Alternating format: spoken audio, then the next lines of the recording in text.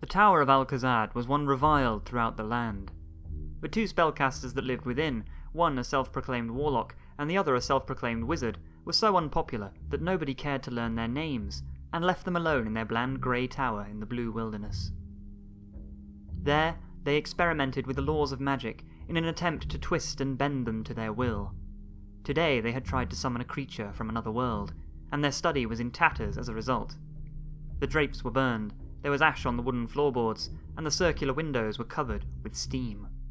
There, the two looked down at a strange creature with the raised eyebrows of curiosity. With large eyes that glowed greener than they should, the thin pointed chin of a bat, and grey hair sprouting out of his head like hedgerows, the old wizard wore a deep blue robe and a pointed hat. His staff was a length of wood he had taken from the 1,000th tree he had ever seen. This meant it would last 1,500 years, of course. He narrowed his gaze and squinted at the strange creature on the floor. The warlock coughed, as a cloud of smoke covering him peeled away. Ash had settled in the many wrinkles on his face. It may also have settled in his long white beard, which trailed like a spider's thread down to his chest, though it was impossible to tell.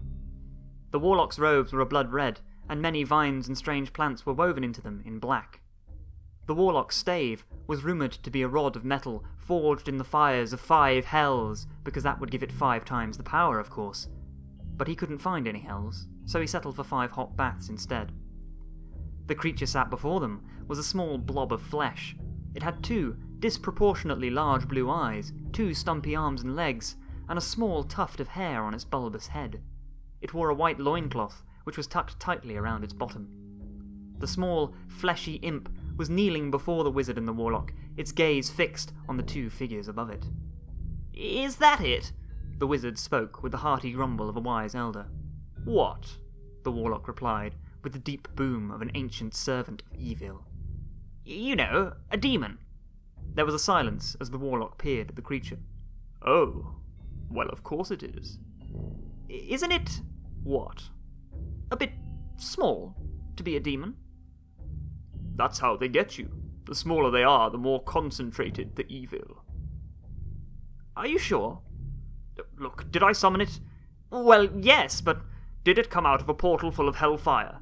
"There was smoke, I think." "Then there you have it. It's a demon." "It stinks." "That's the demon essence." "It smells awful."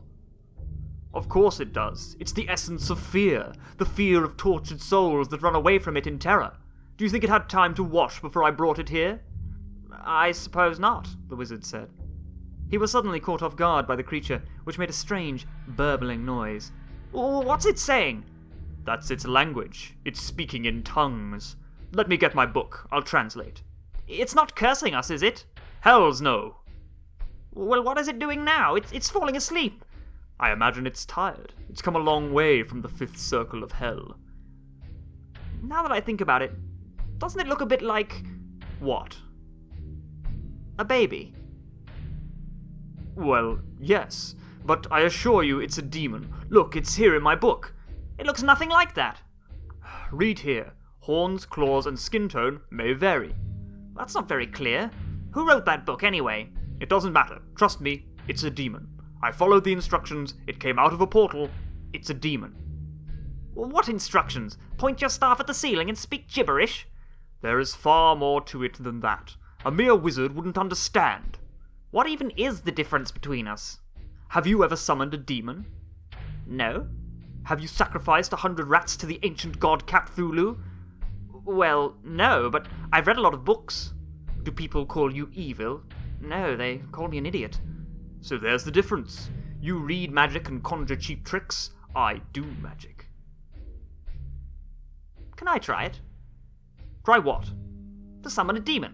I'll do it the same way, and if it's different, we know you've summoned a baby from heavens knows where." "Don't be ridiculous. Maybe it's deceiving us, making us think it's a baby." "You what?" "It makes perfect sense. It's trying to drive us apart. What we have in front of us is a tiny bundle of pure evil." "I'll try it. Give me the staff." "What? No, use your own." "Fine, then." The wizard plucked the book from the warlock's hands and raised his staff to the ceiling. As he chanted, the ash on the floor swept up, swirled and circled around him like a dust storm, which blinded the Warlock. Ia, ia, demon vertagen, vergnui maglofar, demon lay wagenlach vertagen. The ash swirling around the room obscured all vision of any portals, and by the time it had settled, there was now a second creature on the floor, and no sign of a portal. This creature, though skinnier and with green eyes rather than blue, looked almost identical to the first. Is that another baby? No, it's another demon. They don't do much for demons, do they? They just sit there making funny noises. Oh no. What? They're giggling. They're thinking about how our heads will look on a spike. He's pointing at your beard. Maybe he wants to swing from your chin. Don't give them ideas. Maybe he wants to shave your beard off and glue it to your chest. Nobody would want to do that. If they're demons, they'll do anything. Maybe they'll want to set it on fire. They could turn your head upside down and use it as a candle. Stop it. Or maybe they're just babies laughing at your facial hair. The wizard took notice of a tail sprouting out of the back of the green-eyed baby. Then another. Then another. Their tails were black and hairy, with white tips. The wizard then noticed the two slit-like pupils this baby had, and the inverted claws that sprouted from its fingertips. Two cat-like ears sprouted from this baby's head, and it began to make a high-pitched growl. The other baby stayed very much the same. In fact, it seemed very entertained by its friend's transformation, as it cooed and giggled at the performance. The wizard and the warlock, on the other hand, looked somewhere between intrigued, proud, and terrified. I did it! I summoned a demon, the wizard said. A real servant of Cthulhu! Great. Happy for you, the warlock grumbled. The strange creature grew rapidly, its strange baby body parts ballooning and growing hair until it stood on all fours, towering over the warlock and the wizard, who began to quiver in place. Growling fiercely, the enormous cat with 9 tails and a baby's head stared at them with large, angry eyes. It crouched in place, ready to pounce. What now? Grab the baby. Let's run, the warlock said. The baby was clapping poorly at the display, so poorly in fact it failed to make a noise, as it laughed and smiled in amazement. It let out a sad cry as it was scooped up by the wizard, and it waved goodbye to the cat demon as it was taken down the tower's spiral staircase and out of the front door. The wizard placed his hand on the door and sealed it with a spell which would keep it locked for 1,000 years. The unbreakable walls of the tower, as well as the sealed door, would make it impossible for anything to escape. It was only after he placed the spell that he realized the warlock was still inside. Now the warlock was banging frantically on the door, the demon crashing down the stairs behind him. Open up! Open up! The warlock cried. I'm just popping out for a bit. I'll be back in 1,000 years with some cat food. These were the last words the wizard shared with the warlock as he headed out of the wilderness with the child. He'd grown bored of the warlock's arrogance, and left him for good, or to the warlock for bad. It has been 500 years since the cocky warlock was locked away, and he is presumed dead. The book-smartish wizard, on the other hand, opened a library filled with all the books he could ever want, and raised the child as his own before he mysteriously vanished.